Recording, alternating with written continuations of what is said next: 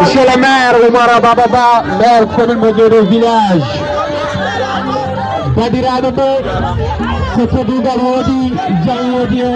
Merci beaucoup.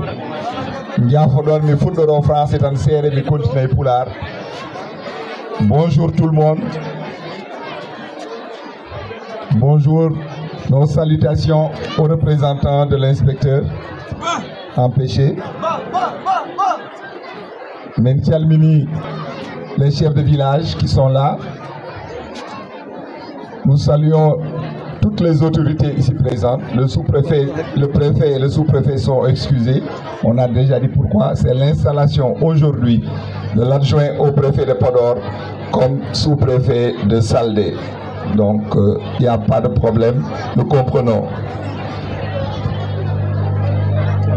Honorables invités, chers élèves, chers lauréats, la journée vous est dédiée uniquement à vous. Peut-être qu'on en a profité pour faire la remise des fournitures scolaires de cette année, mais cette journée est dédiée aux lauréats ici présents. C'est pour magnifier l'excellence. Je salue aussi mon conseil municipal et mon bureau, l'adjoint au maire Ahmed Sall qui est là, l'adjoint au maire Hassan Seydi Sall qui est empêché, l'adjoint au maire Defali qui est là parmi nous, tous les conseillers, une mention spéciale à Amadou Aliouba, le président de la commission éducation, maître d'œuvre de cette cérémonie. Salmine Kadi, je salue aussi tous les représentants de Madiba qui sont là, sympathisants et membres du comité. Nous avions célébré il y a quelques semaines, le 28 décembre, à Donnaï Terigi, à l'école de Donnaï 2, la journée départementale de l'excellence. C'est une première dans tout le département. Une journée départementale de l'excellence n'a jamais eu lieu dans ce département. Et nous en sommes à l'origine. Nous avons demandé à Khombol, au ministre Cheikh Oumar Anne, de célébrer l'excellence départementale. Et il a choisi notre commune qui est la plus grande du département. Donc le 28 décembre, on a célébré à Donnaï, à l'école de Donnaï 1, la journée de l'excellence départementale. Donc nous en remercions vivement le ministre de l'Éducation nationale, Cheikh Oumar Anne, qui aurait aimé parrainer ou présider cette cérémonie. Malheureusement, des circonstances ne lui ont pas permis. Il doit être présent aujourd'hui à Paris, un meeting du département de Podor, des ressortissants du département de Podor à Paris. Donc il s'est excusé. Il a demandé à ce qu'on reporte, mais vu l'emploi du temps et l'agenda de tout le monde, nous avons quand même préféré tenir cette journée. Aujourd'hui, c'est une journée d'excellence communale. Il y en a déjà eu dans cette commune, parce que Madiba y a été invité. Mais de cette envergure, nous sommes d'avis qu'il n'y en a jamais eu. Les moyens mis en œuvre pour la réaliser, les équipements qu'on va distribuer n'ont jamais été distribués de cette manière dans cette école, dans cette commune.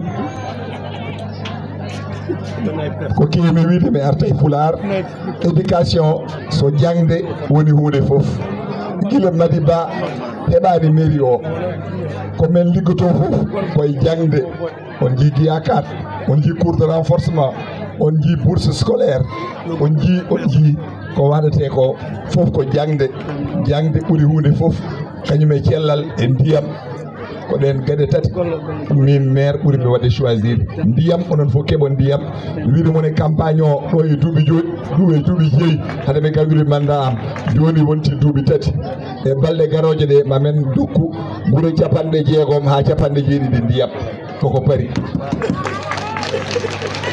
jangde nde ene tiiloyam no feewi par ce que sen mbaɗa janggani en dañata émergence en mbatta développé babiraɓe men e tamiraɓe men tampi e ndema ka ko ballal kono enen foof en mbawonde remoɓe ma janggen mbawen firtude mbawen wallude koreji meɗen jangde nde kadi ko ñaguimi hen mi rokka ɗo exemple goto sukaɓe rewɓe ɓe mi haali ɗum ñanden jiɗɗen ko jignaɓe ɓe goppaɓe ɓe continue jangde son jii ko tottete ko ɗoyete ko ɓuuri hen hewde ko rewɓe loriyaji gonɗi ɗo ko ɓuuri ko hewde tato foof hen ɗiɗo ko rewɓe min de jangganmi de sa woni terminal C woni terminal S1 mayi ɗon e classe goto 30 sukaɓe jangoɓe ko goto waɗata hen debbo ɗo noon c'est l'inverse.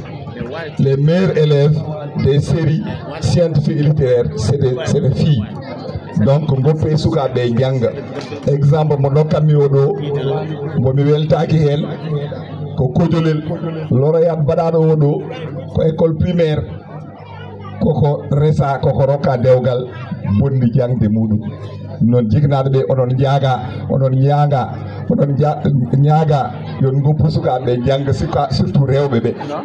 rewɓe ɓeɗo ɓuuri hewde welde hakkille e worɓe ɓe donc c'est du gâchis cukalel ne woni meilleur élève école kojolel ene woni école primaire rokke dewgal taw ko 11 ans 12 ans dañi ɗum noon ko aadi meɗen kono ko aadi mo addata développement goppe cukalel ngel jangga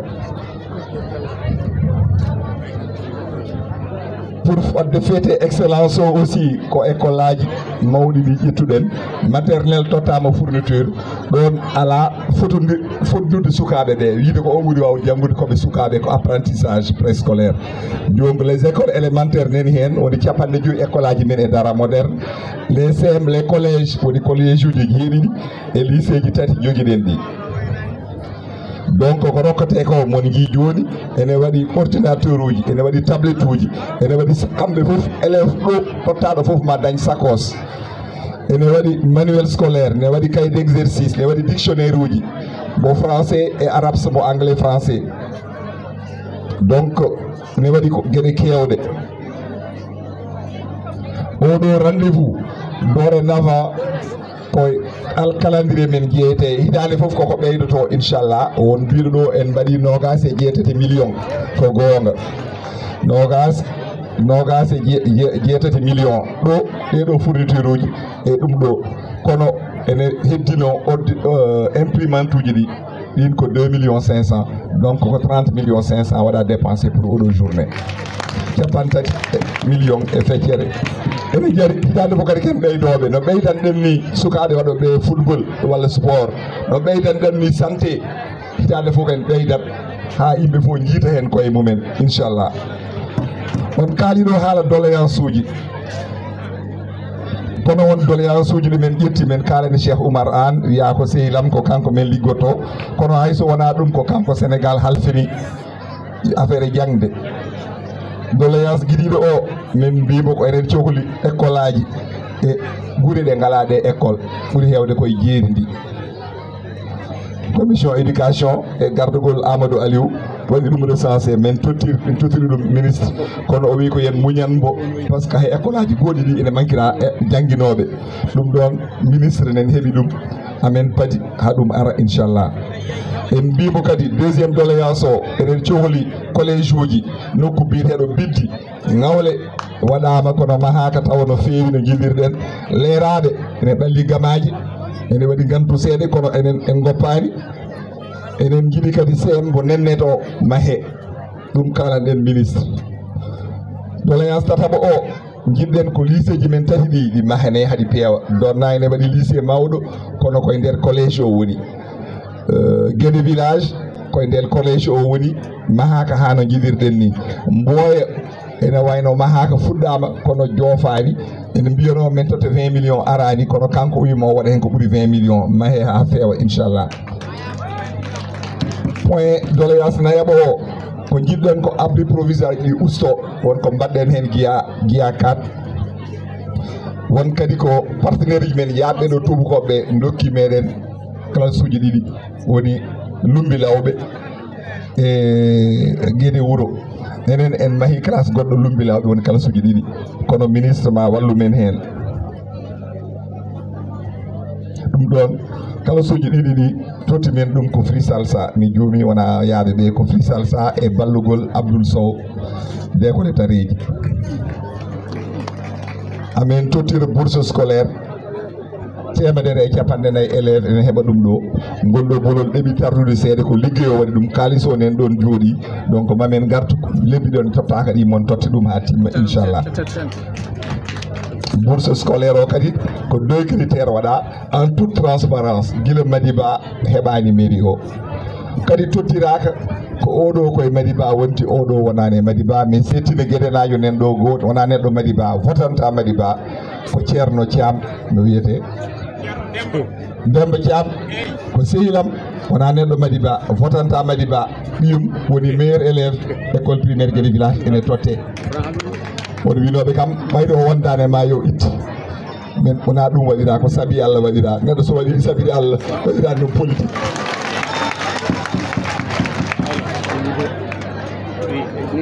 ko excellence premier critère o deuxième critère o ko modestie des revenus des parents woni jignaɓe ɓe ngala doole no feewi cuuɓa te no suɓirte kadi ne rewi lawol chef de village o nen hen imam o nen hen mawɗo rewɓe nen hen jeune uji ɗi nen hen représentant Madiba nen hen ko ɗum ɗon kadi woni ballal pewgal won élève goto suuɓa école e commune meɗen kañum woni meilleur élève école o ala no moyen hayko soodi sac donc 7500 mbo tottete par mois o ene walli no feewi enen ɗamini sukaɓe walleteɓe ɓe ma hen goto heeb no jiɗirɗen enen place Macky Sall walla Amadou Ba walla Cheikh Oumar Anne Diango ko ɗum ɗon woni développement donc bourse uji ɗi ene mbaɗi nafoore no feewi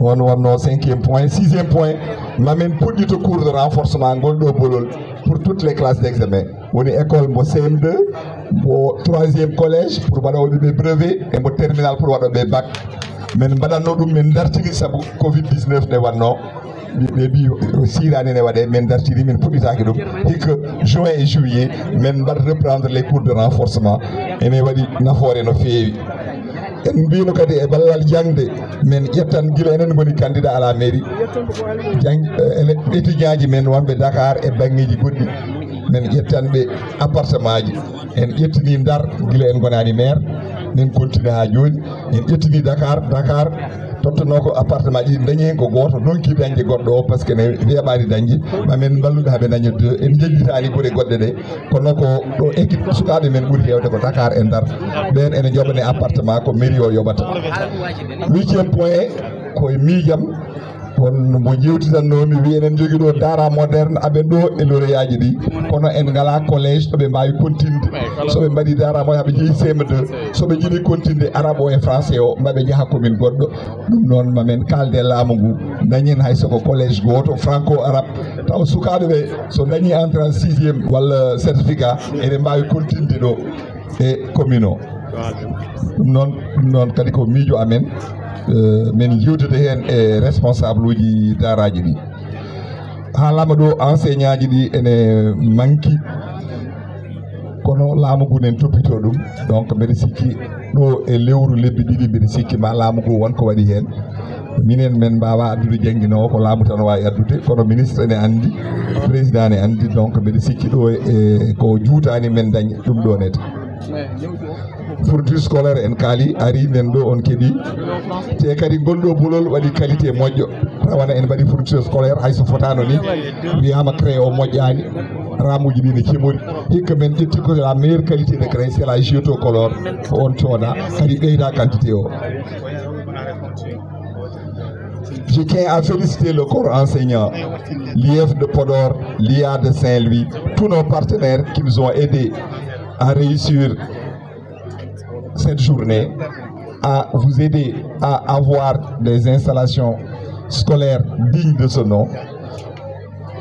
Je citerai entre autres Endra Pronat qui est représenté ici, Andondo qui est absent, Free Salsa mi Hali Wenimbo Abdoul Sow, Lomtido, ONG 3D et M. Connor Diado Odo Djouni. Et l'ONG Partenariat aussi, Yegita Kitagal. Félicitations aux lauréats. Ko kamɓe kadi mbaɗa ɗum ɗo kadi ko pour yimɓe ɓe sukaɓe heddi ɓe cofto hen kamɓene kadi pour les soutenir parce que hewani mabɓe mo jikkuɓe dañɗo jogui ɗo dictionnaire anglais français français anglais et dictionnaire mbo collège walla mbo universitaire pour le lycée. Jiɗɗen koɓe mbaɗa servir d'exemple aux autres pour jeunesse meɗen et pour sukaɓe ɓe. Je voudrais féliciter en particulier 2 écoles primaires qui sont classées les premières d'après l'IF de Podor, qui ont fait 100% à l'examen 2022-2023 du CFE, ou l'école élémentaire de Mboya, Walo, et l'école élémentaire de Palekelli. C'est les 2 écoles qui ont fait 100% au certificat d'études. Amen Badakadi remercier féliciter les 5 collèges qui ont fait 100% au brevet. C'est une chose rarissime. C'est le collège de Ndiawara, le collège de Mboye, le collège de Diatar, le collège de Guéré Village et le lycée de Donaïtarig, 100% au BFM. Guia n'a pas démérité, ils ont à 94%. Amen Madame féliciter Kambene aussi. Amen Diette. Le président Macky Sall, je tiens à remercier le président Macky Sall qui est notre leader, notre président, pour tout ce qu'il a fait durant ces 12 années à la présidence dans le domaine de l'éducation. Avec la création de beaucoup d'écoles, beaucoup d'innovations, des ENO, des ISEP, des universités. Plus en 12 ans, il a fait plus que ceux qui ont été là avant lui. Donc merci au président. Merci au ministre Cheikh Oumar Anne qui nous assiste. Je remercie aussi le ministre, je remercie le ministre Jutel Cheikh Oumar Anne qui a une oreille attentive pour toutes nos doléances.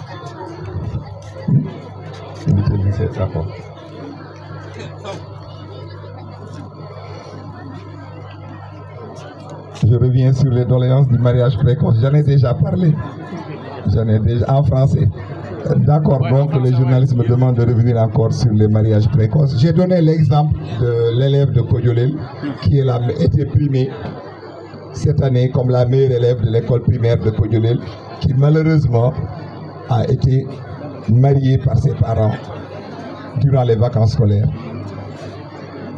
C'est dommage parce que comme je l'ai dit tout à l'heure, les 120 élèves primés de toutes les écoles, primaires jusqu'au lycée, sur les 2 tiers, c'est des filles.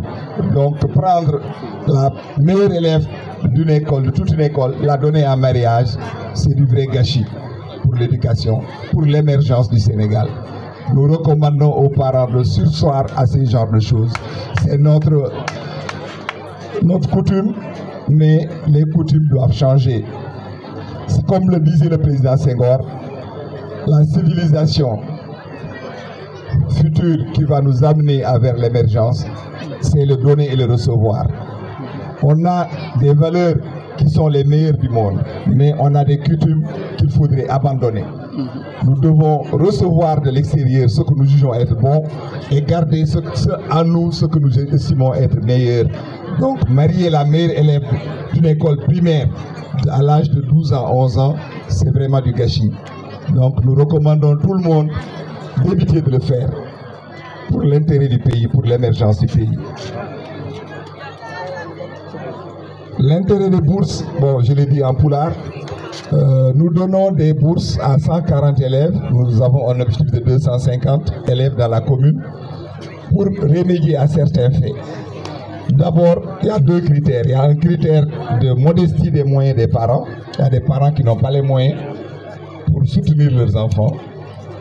Pour éviter l'abandon de l'école par ces enfants, nous choisissons des élèves dans les 50 écoles élémentaires et nous les soutenons financièrement à raison de 7 500 par mois. C'est une bourse modeste, mais nous dépensons 1 50 000 par mois pour ces bourses, pour les 140 élèves. Et ça aide certains élèves parce que nous avons un cas bon, que je ne citerai pas. Un élève qui est le meilleur élève de l'école n'avait même pas de sac ni de chaussures convenant pour aller à l'école. Donc depuis lors, l'élève est passé au CM. Il est brillant comme toujours et c'est une fierté de voir ces enfants évoluer dans de bonnes conditions. L'autre critère, c'est l'excellence que nous fêtons aujourd'hui. Les élèves qui sont méritants et qu'on les récompense, ça crée de l'émulation et nous sommes favorables à cela. Je pense que j'ai répondu à votre question en français. Merci. Je remercie le bureau municipal. Je remercie les enseignants encore, surtout ceux dont les élèves sont primés ou ceux des écoles qui ont fait 100% aux examens passés. Il y avait une doléance tout à l'heure, je pense c'est du proviseur du lycée de Donaï, M. Gueye, pour les assister pour le concours général. On va discuter avec vous pour voir. Moi-même, je suis un ancien lauréat du concours général, mais je pense quand même que c'est assez...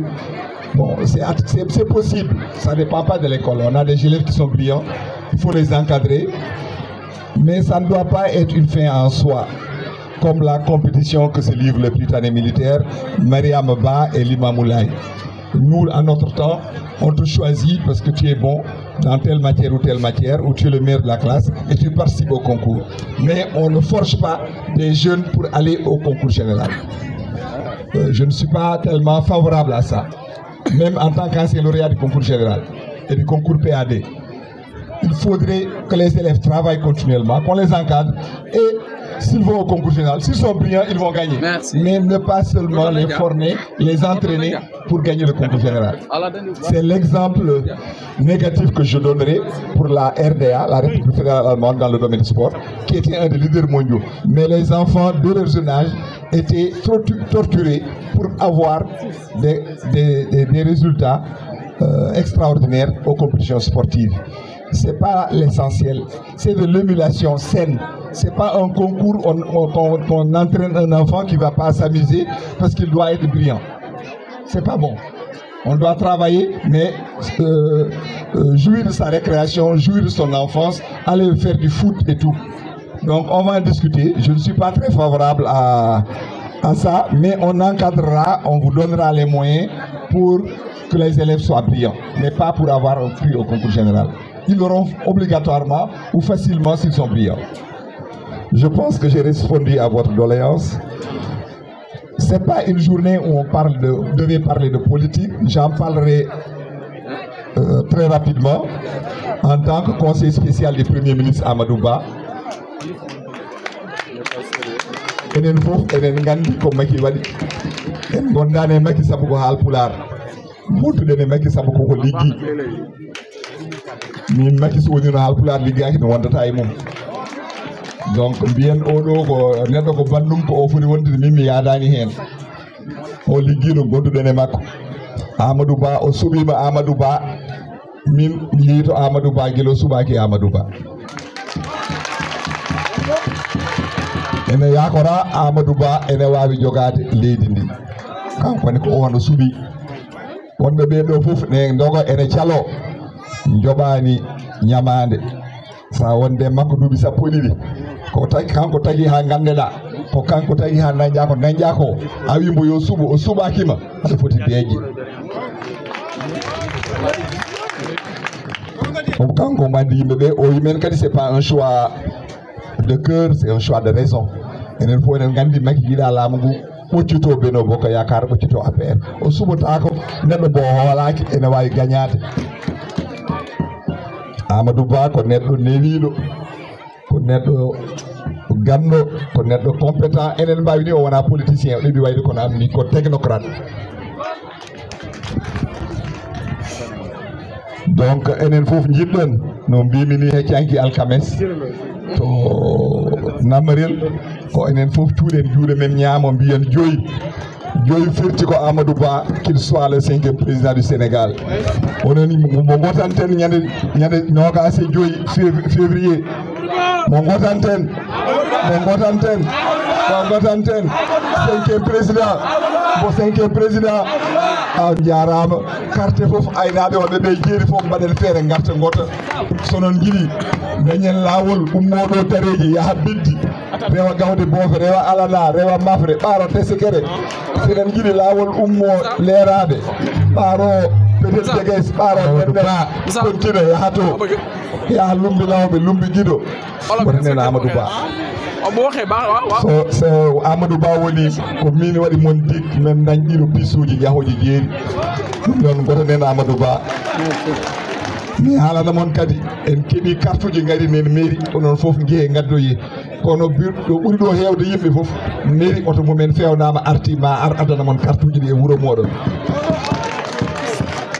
en dañi kadi bureau ji tati ko commune kadi tan dañinomi département de Podor département Podor foof ko enen tan dañi bureau ji tati kesi ha mbiyami an kam oɗo mbaɗɗa ha dañƴa ɗum ɗon donc en dañi bureau de vote Gumel yahanno ko daɗo ene heewi caɗele hewɓe jahatano votoyde en dañi bureau de vote Dierno Méréside ɗummotono ko Méréside gara vodde ɗo e Agnam en dañi bureau de vote pour les hameaux de Donnay à Donnay Waalo ɗummotono ko Waalo gara wode ɗo e Donnay Tareji hewɓe jaranta ɗumen en ñaguinoma korkaji en ñaguinoma maison familiale woni ɗon e guurel jeeri daña Madina Presque daña en ñaguinoma guure goɗɗe kono ko ɗum Allah rokki men ko enen tan dañi ɗum noon ko bureau de vote goɗɗo tan dotta Podor fof ko bureau ji nayyi no Gamaji Sare commune arrondissement ko nayyi enen jeeyi hen tati ɗum noon balliteɗen kadi pewdeten beele ma korkaji daña Madina Presque daña guurel jeeri woni leeraɓe e gaddu jogo daña e guure goɗɗe ɗe foof daña inchallah ɗum noon on jarama no fewi ko doléance goɗɗo ari en wolof